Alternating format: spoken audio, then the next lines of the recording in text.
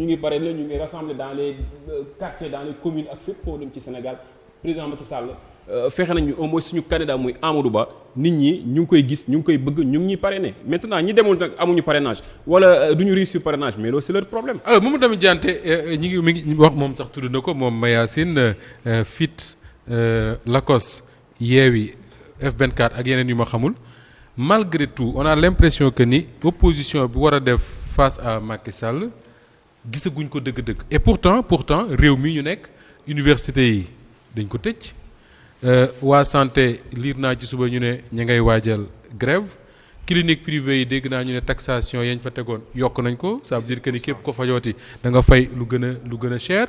géej gi mi ngi continuer di lekk suñu xale yi rek di dem on parle de gaal gu jóge Bargny xaw ma moo ci mujj avec 275 personnes loolu bu daan am ci réew en tout cas ba Ablaye Wade di nekk opposant dañ daan gis Sénégal taxaw ba nguuru Abdou Diouf ci xam ne Sénégal gi am na lu leen naqari mais là ak yéen on a l'impression que ni à part les réseaux sociaux que les plateaux de télé rien ne bouge dans ce pays lan moo ko waral. oui dinaa avant may ñëw ci loolu nga may ma rek ma wax tuuti ci décision bu DGE joxe. man dama yaakaar na DGE li mu waxu ko daanu ci saret la ndaxte référé liberté boo xam ne moom la ñu introduire je crois que Pape Matar wax na ko sànq. mënoo ko méngale ak décision du tribunal d'instance de Ziguinchor. donc mënoo bàyyi fi décision du tribunal d'instance de Ziguinchor. bi la jox ordonnance au service compétent du ministère de l'Intérieur pour ñu réintégrer Ousmane Sonko sur liste électorale avec toutes les conséquences qui suivent. nga ñëw léegi bëgg a laqatu ci ginnaaw décision boo xam ne référé liberté la. donc ça veut dire quoi ñoom bi ñu demee Ziguinchor parti état bi ñu demee Ziguinchor dañu ne. ñoom administration lañu. administration lañu. lañ rek mooy seen liggéey. mooy appliquer les décisions de justice. ñoom dañoo jot benn décision de justice bu jógee ministère de la justice. ñu wax ko ministère de l'intérieur nee na génnee leen Ousmane Sonko ci liste bi. ñu génnee ko. léegi nag décision de justice ñëw na. ñu war ko appliquer c'est-à-dire que quand c'est défavorable à Ousmane Sonko. les yeux fermés dañ koy appliquer. mais quand c'est favorable à Ousmane Sonko ñu wut ay lay. donc je crois que à ce niveau-là y a rien à faire maintenant. ci Sénat bi ñun.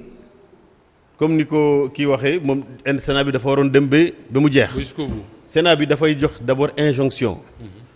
DGE xamal ne ko man du ma exécuter sa injonction. léegi beneen étape moo war a suivre ci diggante bi nag ñu jëlee ko fi mais ñun bi ñu déggee décret bi.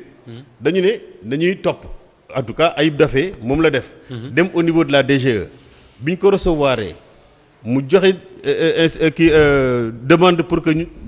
président Doudou Ndir recevoir ko. mu wax ko assistantam le lendemain la Sénat s'est réunie. le lendemain. oui ils sont réunis. après la ñu yónnee ci Ayib Daffé ne ñoom affaire courante rek la ñuy gérer donc requête bi boolewuñu ko ci affaire courante alors qu'en réalité mën na bokk ci affaire courante. voilà mën na bokk ci affaire courante mais donc c'est la réponse qu'on lui a donnée de toute façon Sénat bii di ñëw. est attendu et sera jugé sur pièce. te nag ça interpelle aussi bien cette Sénat-là que toute l'administration. tey ñëpp dégg nañu ne Macky Sall dafa doon lijjante poste après les élections te Macron waroon nañ ci wax sax Macron nommé na ko donc c'est-à-dire que moom il a réglé son problème. Macron nommé na suñu président. nekk envoyé spécial nga léegi donc ça veut dire beaucoup de choses ça veut dire énormément de choses man bokkoon administration tey wala man nekk bëgg Sénat mais naa xam ne kii nii moom lijjanti na mbiram ba pare léegi nag man maay taxawal Sénégal et c'est pourquoi donc ce Sénat-là est attendu et sera jugé sur pièce léegi xam nga Pape aussi wax na ne bon dañ ko jox sur force DG mais dañ ko ngemb parce que en réalité bu ñu ko ngembuloon elle ne pouvait pas faire ce qu'elle est en train de faire léegi Yewwi Askan Wi mais Diante boo xoolee les 15 prérogatives de la DGE yéen xam ngeen ni DGE doole leneen jaay moom la lay wax. parce que dañ ko ngemb lu tax mu jaay ñu doole lu tax mu jaay ñu doole mooy dañ ko ngemb Sidiki Kaba moo ko ngemb Macky Sall jàppale ko. c'est ça moo tax muy def lu ko neex c'est-à-dire qu'aujourd'hui li tubaab di naan voie de fait. moom la DG di def c'est-à-dire damay def yëfu maatee lay def quoi damay tere jox Ousmane Sonko ay fiches de parrainage. mais du sax loolu rek ñii nee nañu am nañu ay fiches de parrainage mais xam nañu ay pexe yu ñuy utiliser même octobre rose bii. dañuy profité di jël ay pièces d'identité famille di ko recopier naan pour octobre rose la. octobre rose gi ñu génn si pour def ko ay parrainage. Ensuite dégg nañ fii. professeur yow tamit tu es plus grand que ça quand même. non mais c'est comme ça que ça s'est passé. non non c'est-à-dire li ngay wax ni c'est trop facile. li may wax c'est des faits. c'est des faits. mais fan nga ko mën a prouver. c'est des faits. fan nga ko mën a prouver. boo xam ne man.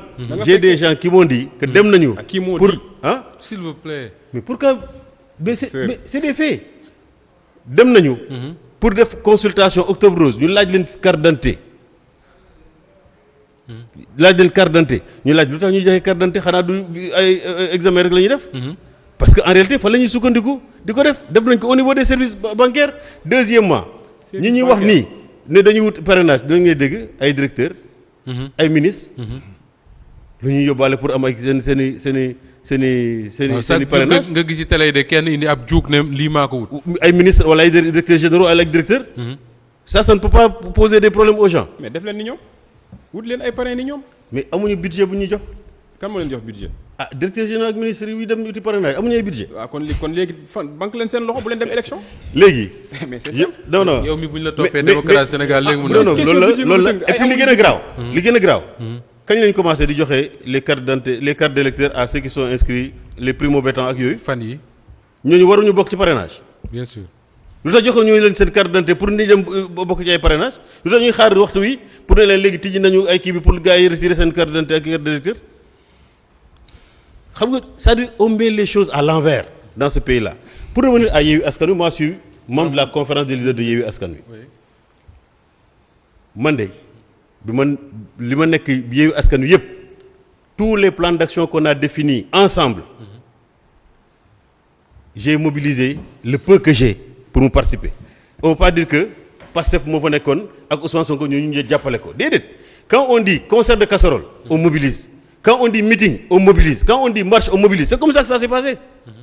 Donc bu ñu ko waxee d'une certaine manière on a comme l'impression que Ousmane Sonko mooy mobiliser Pastef après les leaders viennent s'afficher autour de lui loolu bu ñu ko waxee c'est extrêmement biaisé.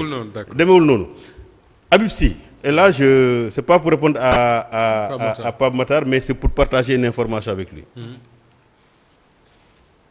ñun dañoo taxawoon pour ne dañuy jàppale la candidature de Ousmane Sonko. man ci laa bokk. Maïmouna Bousso ci la bokk. ñu bokk ci Yewwi Askan Wi laa wax. Cheikh Tidiane Dièye ci la bokk. Habib Sy ci la bokk il était président de la conférence des leaders. Il y a eu une première levée de bouclier.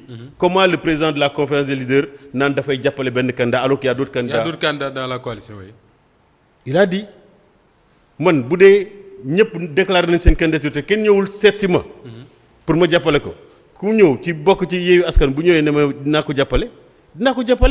bu ma jàppee ne man xëy na war naa mën a ànd ak moom ci des critères yoo xam ne man définir naa ko. léegi nag fi ñu jëlee Habib Sy en réalité au niveau donc de la présence de Yewwi Askan Wi. mooy quand il est parti chercher ses fiches de parrainage pourtant loolu la charte bi wax. la charte dit. bu ñëwee élection présidentielle ku mu neex nga dem wut sa fiche de parrainage nga nekk candidat. Sauf que moom Habib Sy il avait dit qu'il n'était pas candidat moo tax ñu def ko président conférence des leaders. déedéet. Allez-y Diane dañu may ko mu daaneel li tax ñuy jox ko présidence bi. mooy que Khalifa Sall dafa ne moom. dafa déclarer sa candidature. Habib Sy n'avait pas déclaré sa candidature comme moi j'ai pas déclaré ma candidature. que ses activités dafa bañ activités yi jël le dessus. sur les acteurs de Yewwi Askan Wi dafa bëgg ñu décharger ko. Habib Sy jël. ñu jël jox ko Habib Sy. donc Habib Sy il n'était pas candidat à un moment. Habib Sy a toujours montré sa fidélité dans le compagnonnage avec Ousmane Sonko ça moi je peux le témoigner parce que je suis avec eux tout le temps léegi Yewwi Askan Wi. c'est vrai dans l'opposition on a comme l'impression que l'opposition est en train de se chercher. Oui. Parce que même fit bu ñu bëgg a mettre en place tey. ñun au niveau de Yewwi Askan Wi la charte est claire là-dessus. La mutualisation des forces pour la surveillance et le contrôle du scrutin. Donc loolu mu ngi ci normalement si on travaille au niveau de Yewwi Askan Wi war nañ mën a mettre ce dispositif en place. loolu mënul ne dàq ngeen Khalifa Sall ñenn ñi ñëwoon ñenn ñi gedd nañ dem ñeneen ñi des ne dañ leen a léser am na bëri na yoo xam ne wax nañ ko ci coalition bi donc ba génn di créer fit. coalition amatul doole. oui finalement da ngeen di ragg Yewwi Askan Wi jël fit taxal suuf. non du loolu. donc lan la je dis je décris les choses Yewwi Askan Wi bu taxawoon c'est pas parce que taxaw n'est plus là que Yewwi dafa dee donc les organisations qui sont dans Yewwi Askan Wi ñoo waroon déggal seen bopp jëmmal li ñu bind ci charte bi. bu loolu mënul nekk. le F24 ñun dañ ci bokk. oui presque tout Yewwi Askan Wi est dans F24. sauf peut-être mooy mën a Bousso bi ma xam. oui on est dans le F24. F24 pendant 3 week-ends durant. tenir na ay atelier di préparer la surveillance et le contrôle du processus électoral. Dernièrement ils ont eu une séance avec Ndiaga Sylla expert électoral ci affaire boobu ñoo ngi rédiger le rapport final. pour présenter ko aux autorités aux leaders. mais loolu c'était organisation bu ñu mënta am au niveau du FIT. man dama jàpp ne. bu ñu travailler au niveau du F24 ci lañ ko mën a. d'accord jëmmale. de sorte que. tey jii moi je considère que on a de la matière. maintenant il revient comme ni koy suñu prédécesseurs yi defoon il revient pour nous. ñu mën a xam lan lañ bëgg ak lan moo méngoo ak suñu objectif. ñu taxawee ko plutôt que di créer au fur et à mesure ay regroupement fii et on ne pourra pas s'en sortir. En espérant simplement que bu ñu mettre en place le FIT. li ñu mënul réaliser avec le F24. on doit pouvoir le réaliser pour faire. waxtu wi jeex na mais Mame Birame ensuite Mamadou Mbaye ñu tàggoo. on a plus le kii bi rek laa bëggoon a lii rek laa bëggoon a fàttali. premier communiqué wu DGE lu mu wax mooy par lettre numéro 00111 tiré MJ xam naa ministère de la justice tiré CAP en date du 11 juillet 2023 le ministère de la justice a communiqué au ministère chargé des élections la liste des personnes condamnées à radier ou à retirer du fichier électoral maanaam da koo jox liste ne ko ñii bu ñu fi ñëwee bu leen jox kii DGE mu ne se fondant sur cette lettre le ministère chargé des élections a procédé au retrait du fichier électoral des personnes concernées. loolu leer na. ma ngoog maanaam ñii dañ leen ne bu ñu ñëwee bu leen jox fichier. waa ministère ñoo ko wax mu sukkandiku ci li ministère bi wax pour ne. du kon pour être crédible waa DG suñ bëggoon a crédible rek comme dañoo fondé woon ci ndigalu ministre de la justice pour dindi ñoom Mame Birame ñoom Ousmane Sonko ñoom Pape Sané ak ñeneen. su justice taxawaate parce que quand Sabassi donne une décision je pense c'est la justice loolu mën nañu bañ a. absolument mënoon nañ ne on applique ça delloo nañ ko ci liste yi on passe à autre chose. maintenant par rapport ak Cour suprême bi muy wax. oui ma daaneel rek très rapidement Cour suprême waxul ne. maanaam bi ñu ko saisiré. dañ ne ko DGE warul téye ay fiche de parrainage Ousmane Sonko. Cour suprême mu ne. bu nekkee ne Ousmane Sonko nekkul ci liste électorale yi. kon DGE am na droit ne du ko jox. du ko jox fiche de parrainage. non non loolu bokkul ak lu tax Ousmane Sonko nekkul ci fiche ci liste ci. Cour suprême àggul foofu lijjantiwul loolu. non très bien léegi nag le juge Sabassi Faye nag moom moo jugé fond boobu. moom moo ne Ousmane Sonko kenn waru ko woon a dindi. ci liste électorale. exactement nañ ko ci delloo. c'est très bien nañ ko ci delloo. voilà. mais j'ai dit la même c'est fini chose. s'il vous plaît Mamadou Mbaye Mamadou Mbaye lan moo tax malgré li ma doon laaj s'il vous plaît li ma doon laaj jaan sax lan moo tax malgré toutes les difficultés yi nga xam ne moom la Sénégalais yi nekk moment bi te kenn mënu ko werante mën nañ ci teg baaraam l'opposition ne parvient pas à capitaliser ça. Moustapha balaa may tontu ci laaj. waxtu bi jeex na de. oui oui balaa may tontu non je veux juste relever un fait qui est très important c'est juste après l'intervention de Pape Matar je pense que ñëpp ñuy déglu xam nañu